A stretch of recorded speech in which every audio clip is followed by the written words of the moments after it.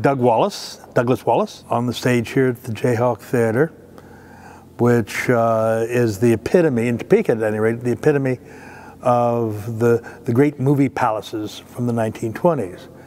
There were a number of other major theaters in Topeka at that time. The Grand, of course, the Orpheum, and the Dickinson, which were, along with the Jayhawk, were the four major downtown first-run theaters in the capital city.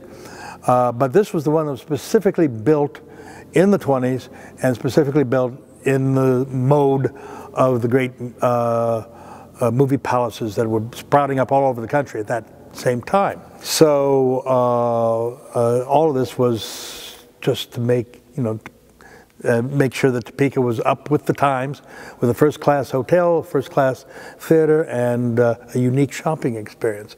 So it was all part of, in essence, it was a part of a package. And Crosby was the sort of the individual behind it. Obviously, the fact that this would help his business as well.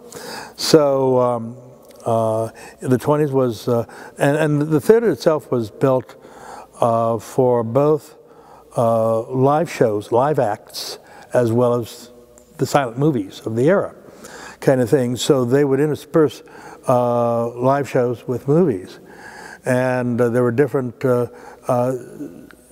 touring circuits of performers who would go from town to town to town in that era as a part of vaudeville. They were vaudeville. These were primarily here vaudevillian acts, and certainly probably the most notorious, however you want to look at it, of these performances on the Jayhawk occurred in December of 1928 with Dainty June and Company, which was put forth by June Havock's mother, which we all know as Mama Rose Havock of Gypsy. She was the quintessential stage mother. And she wanted her youngest daughter, June, she lived through her, obviously, and the performances on stage. And they had a company with chorus boys, and they had an act, and they appeared sometime in late December of 1928. But Dainty June, or Baby June as she was sometimes known, was reaching the age of being rebellious against Mama. And the best way to do that is go out and elope with one of the chorus boys, which she did. And that sort of meant the end of the act for her, at least for the time being.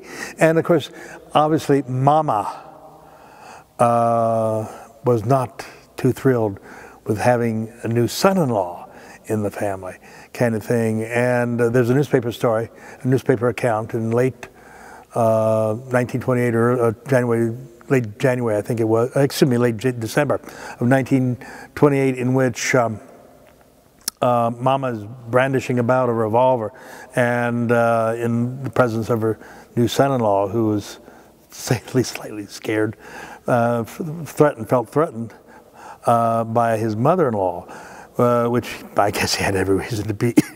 So the police had to intervene.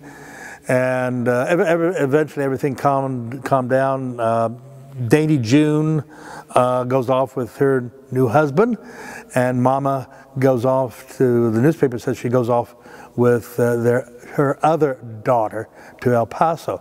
Well, of course, the other daughter, as we know in the musical Gypsy, becomes Gypsy Rose Lee, probably the greatest of all of the female vaudevillians of that era, of, well, the late 20s, early 30s. And June Havock did write about her experiences here in Topeka.